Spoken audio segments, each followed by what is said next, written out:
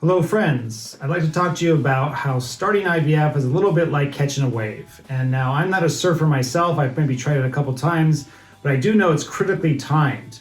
When you're out there and you're waiting for that wave to come, you gotta wait for the wave that you wanna take, and then you have to kind of time that just right to when you get up on your board.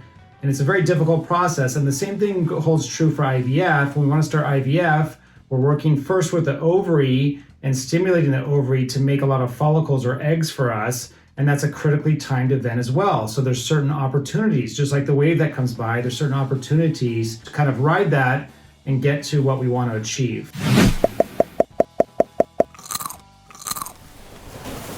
So let's just kind of draw this out and visualize this a little bit. The ovary is a very dynamic organ. It's making follicles usually on a monthly basis. So I'm just going to draw out a line here representing a month, 28 days, 4 weeks.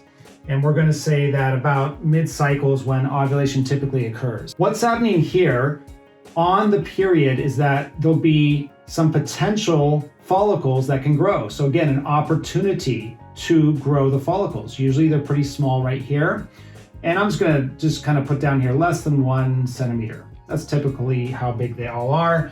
And we're going to get to a point here where there's going to be, well, in a natural cycle, there'll be 1 follicle, but in an IVF stimulated cycle, there'll hopefully be many follicles. But in a natural cycle, that's kind of what's happening. And let's just say this is roughly 2 centimeters. Okay, so that's kind of what we're trying to get to.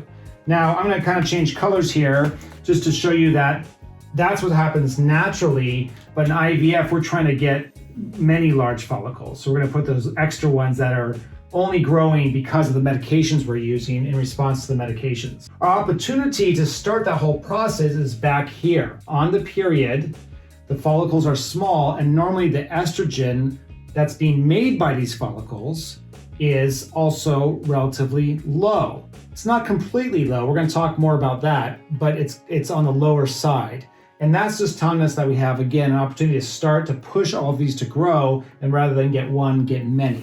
Okay, so I just want to pause and review or re-emphasize what it is we're trying to do with ovarian stimulation and IVF. Our end goal of ovarian stimulation is the growth of multiple mature follicles, which are all growing at the same pace at the same time. If we retrieve eggs from these mature follicles, they'll yield us mature eggs, which can be fertilizable.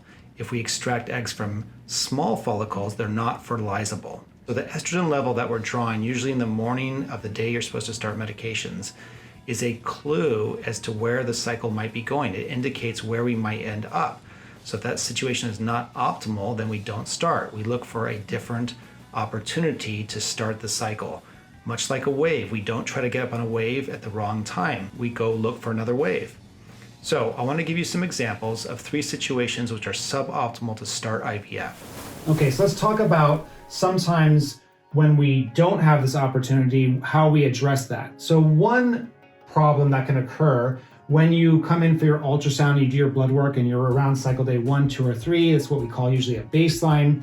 One thing that can occur is that we find this ovary a little bit too advanced towards this middle part. So in other words, there may be a follicle that's a little bit larger. So we'll just draw one a little bit larger. And they're also, along with that, because again, the follicles are making estrogen, the estrogen, we abbreviate that E2 or estradiol, that might be a little bit high. That is not what we want because, again, it's too far towards our goal. And therefore, what that'll eventually become is it'll be something probably akin to a natural cycle. You know, just roughly, every clinician's going to have probably their own preference, but let's just say our sweet spot would be somewhere between 30 and maybe 70 picograms per mil for the estradiol level.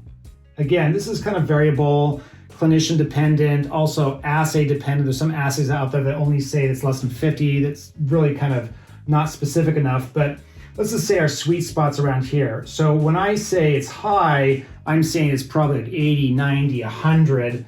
That's too high. So again, one follicle kind of taking off, it's making estrogen, so we pick that up in the blood. And eventually, if we were to let that grow and we were to stimulate with medications, that follicle's on its way already. So that'll come out probably in front of the rest of the group. And I'll just draw kind of some medium ones here, a little bit bigger than the baseline. But of course, it's not really synchronized. You can see we have this kind of large one out in front and the rest of them are kind of lagging behind. So that's not an ideal situation, and we know that back here at the beginning. So typically we're not going to start an IVF cycle if you come in and you have that kind of profile. Okay, let's talk about another example. So let's go back and let's talk about if it's too low, what's going on there. If it's too low, your estradiol is undetectable, right? So that means that we do this blood test and it can't even pick it up. So we'll say less than low. Usually the low value goes down to, I don't know, 5, 10 picograms, depends on the machine.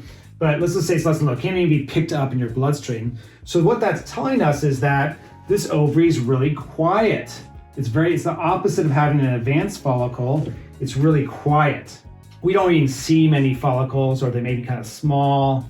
A lot of tissue that's not follicles, and just a few. That might be a representative of a low estrogen finding. And there, we haven't gotten that kind of starting to kind of wave thing where we can push it. It's just kind of still waters. That's how I would kind of explain that. So this is like still waters, no wave.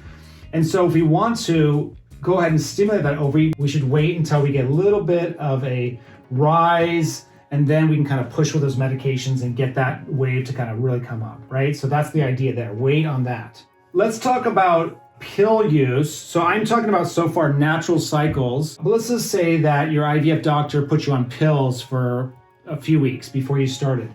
So a pill, we abbreviate that oral contraceptive. An oral contraceptive pill could be used for, we'll just say 1 to 3 weeks. You know, it's kind of highly variable, but let's just say 1 to 3 weeks.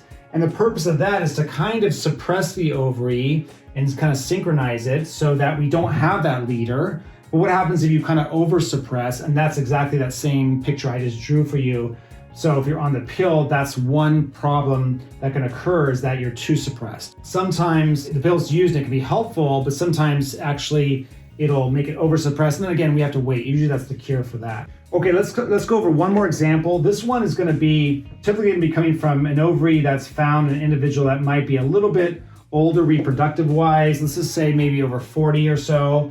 And what will often happen is that when you come in for your baseline ultrasound, so again, you're trying to start IVF, your day 1, your period, the doctor calls you in, and all of a sudden you see something that's really advanced like this.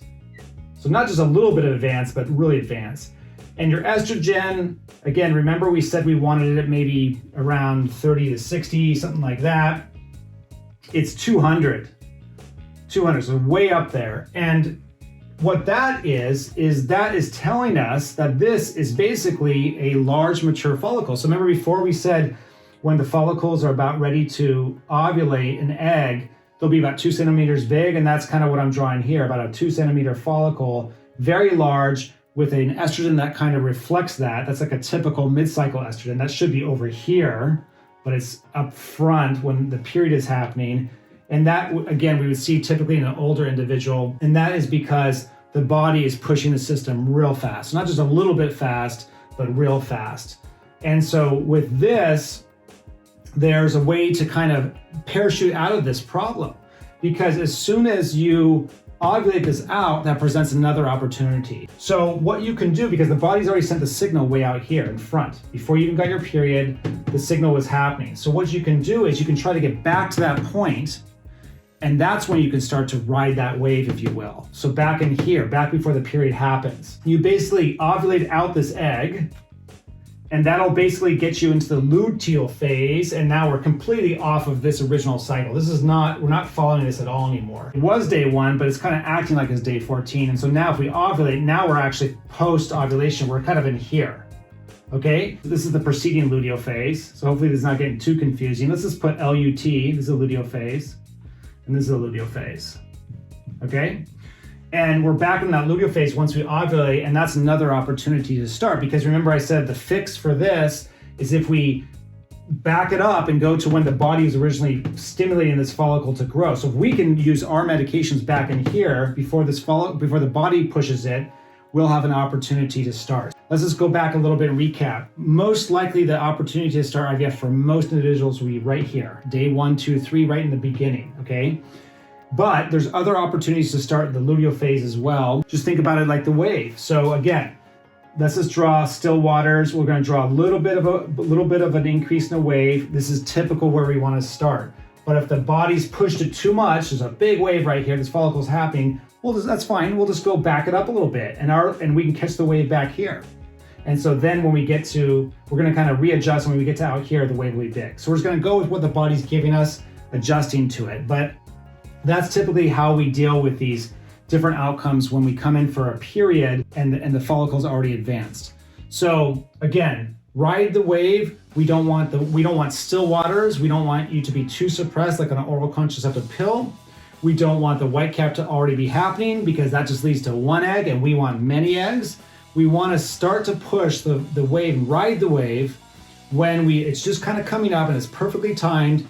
We push with medication and we get all the follicles to grow.